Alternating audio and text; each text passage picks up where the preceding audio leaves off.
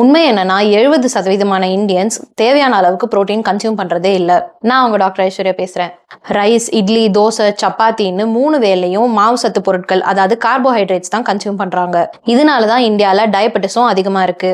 Protein நம்ம பாடியோட முக்கியமான பில்டிங் பிளாக். மசில்ஸ் பில்ட் பண்றதுக்கு, செல்ஸை ரிப்பேர் பண்றதுக்கு, உங்க பாடியோட எதிர்ப்பு சக்தியை மெயின்டைன் பண்றதுக்கு, ஏன் உங்க ஸ்கின், ஹேர், நெயில்ஸ் இதெல்லாம் ஹெல்த்தியா வச்சுக்க கூட புரோட்டீன் தான் ஹெல்ப் பண்ணும். வெயிட் லூஸ் பண்றதா இருந்தாலும் சரி, டயபெட்டிஸை ப்ரிவென்ட் பண்ணணும்னாலும் புரோட்டீன் அண்ட் ஃபைபர் தான் அதிகமா எடுத்துக்கணும்.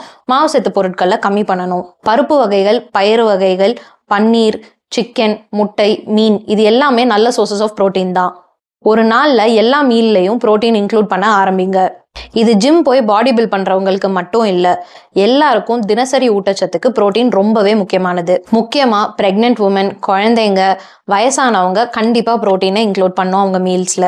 எதுக்கு புரோட்டீன் சாப்பிடணும்னு கேட்குற உங்க பேரண்ட்ஸுக்கு இந்த ரீலை ஷேர் பண்ணுங்க.